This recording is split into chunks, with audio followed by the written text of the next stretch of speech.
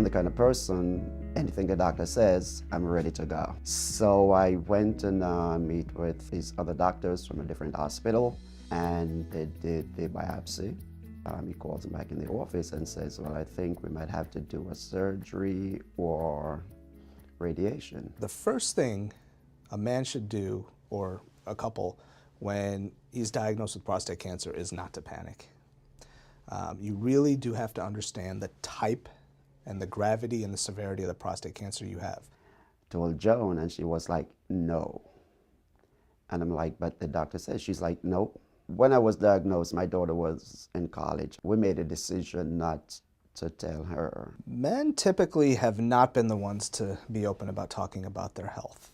The problem with prostate cancer, especially early prostate cancer, which is the most of what we diagnose nowadays, is that there aren't really any signs or symptoms of this disease. It's really a silent disease. We've been married 29 years. We like to travel. Me, I enjoy doing gardening, having her as my supervisor, because whatever I do, the boss is always there to do the final decision. But we do enjoy each other's company. There are definitely very aggressive types of prostate cancer that kill. They're bad. But on the other end of the spectrum, there are very non-aggressive types of prostate cancer that a lot of times we don't even really need to treat for an entire man's lifetime. We can screen with exams we do to check the prostate and blood tests called PSA.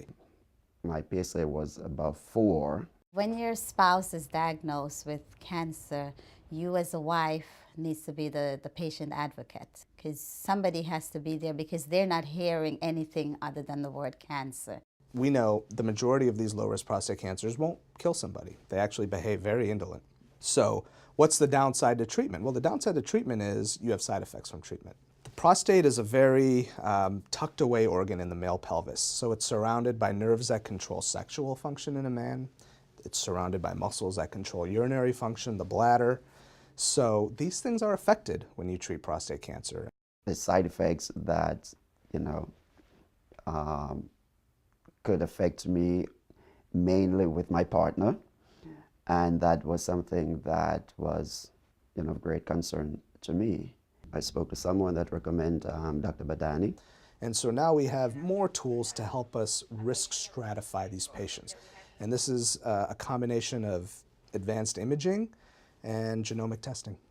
He told me, it's like, well, I think you are the right candidate for this new testing. So one of the examples of a test that is used in that low-risk setting is the Oncotype DX test, meant for the patient who's low risk, who may be a good candidate for active surveillance. You can take the tumor cells from their biopsy that they've already had, because that's how you diagnose prostate cancer, and run a genomic analysis to see, hey, what's the biological behavior of this cancer? Then he got the results back and he called me in. The good news was he told me that there's really no need for surgery, there's no need for radiation, and he decided that we can take a different approach, which is his surveillance. The mental state of active surveillance in my patients is a very interesting thing. The initial reaction to a cancer diagnosis is fear.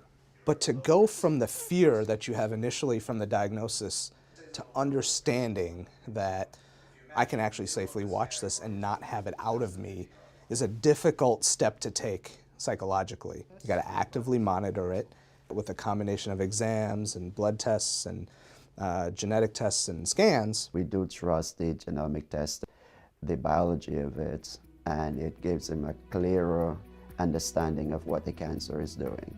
The genomic testing was proving to him that the cancer wasn't getting aggressive. I do not think about the cancer in itself.